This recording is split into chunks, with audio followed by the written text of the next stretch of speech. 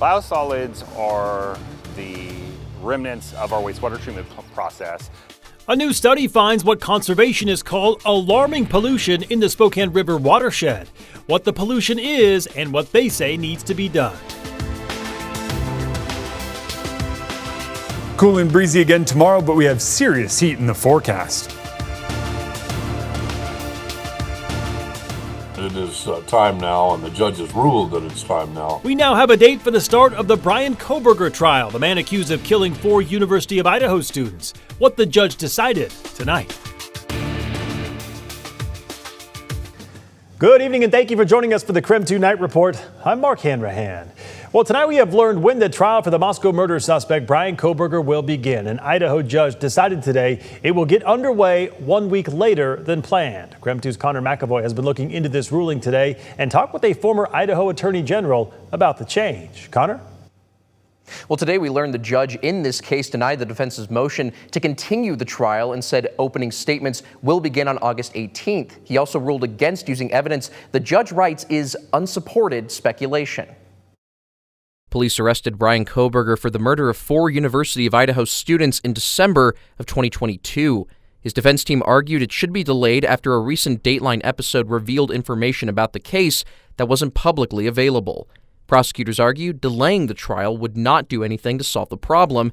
Judge Stephen Hippler wrote prolonging the trial only creates more media opportunities about the case. This led to the decision to only delay the trial by 7 days, something former Idaho Attorney General David Leroy says is nothing new for this type of case. So a 1 week delay or adjustment in starting times is not significant for a case that has waited 2.5 years for trial. Leroy says the 1 week delay, while not significant, is still important in taking the time to select an objective jury. And because of the high-profile notoriety of the case and the local connections of the case, it indeed may take some time to set a jury. The judge also ruled the defense cannot use a list of 4 alternative suspects as evidence in the trial, but can use it to cross-examine investigators on the case. Leroy says that decision was a wise one. Their cross-examination is not foreclosed, but an argument based on suggesting that one or more of any particular individuals may have been an alternative perpetrator will require something much more than the mere suggestion of a name that somebody else lived close by. With the new trial date set, Leroy says Judge Hippler's rulings in the case are promising a long-awaited trial gets underway sooner than later. There's an old saying that justice delayed is justice denied, and the defense has had a considerable period of time to get all of its ducks in order and its experts lined up, its understanding of the evidence. And the judge so says in this order about going forward now with only a slight adjustment. Prosecutors say they intend on seeking the death penalty if Kohberger is convicted. Connor McAvoy, KREM 2 News. Thank you very much.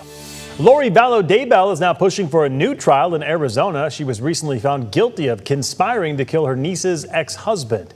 She listed a variety of reasons for wanting a new trial, including a violation of her right to effective counsel. She claims the judge made her stay in court while she was sick. In 2023, she was convicted in Idaho for killing her 2 children, as well as her current husband's late wife. She was then convicted in Arizona for conspiring to kill her 4th husband, Charles Vallow. She is scheduled to be sentenced in the both Arizona cases coming up next month. Also new tonight, the family of the Pocatello teenager that was shot and killed by police back in April says they are planning to sue the city. Victor Perez died after he was shot by police 9 times in his front yard. Perez was nonverbal, autistic, had cerebral palsy, and did not understand English. It follows a wrongful death claim that was filed back in April, claiming officers used excessive force against Perez on April 5th. Also alleging that there may have been, some type of a failure to properly train and just follow procedure when they encountered Victor Perez.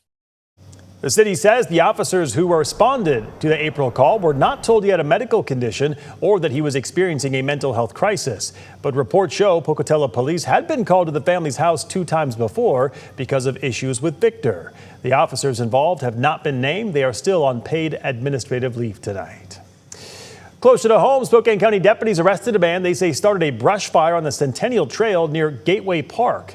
New tonight, deputies believe 45-year-old Christopher Walzer started the fire this past Saturday. He was arrested shortly after and charged with reckless burning. Walzer remains behind Spokane County bars tonight on a $5,000 bond. Well, right now, both I-90 Maple Street on and off ramps are closed. Here's a live look at the exit. Travelers using Maple Street Bridge should plan for delays. During the closure, traffic is being diverted off the freeway using the Barker Road exit. This is to allow crews to repave large potholes that formed in the area that have been said to be the size of a canoe. This is actually two separate closures that we are talking about. It's expected to remain closed, the Maple one lane in each direction, until 5 o'clock tomorrow morning. All right, taking a break from the headlines. Let's switch gears and take our first look at the forecast with Chief Meteorologist Jeremy the Goo. Jeremy, a lovely evening tonight. I don't know about you, but I kind of enjoyed the, slightly cooler temperatures today.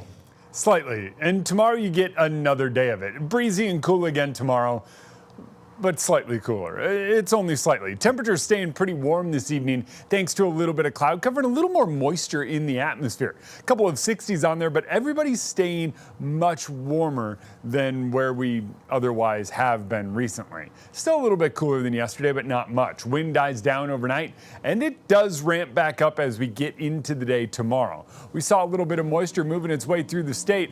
That band's been holding pretty strong, but trending a little bit farther to the south. A lot more moisture with this push than we anticipated. It is likely going to move through and bring us a couple light scattered showers overnight. Kind of wild. Moves through, moves out. Then we're back to clouds to start the day. A little sun and some scattered showers up in the mountains tomorrow afternoon. Then as we move from Friday into Saturday, we'll see more sunshine. Saturday into Sunday, sunshine dominates in a big way.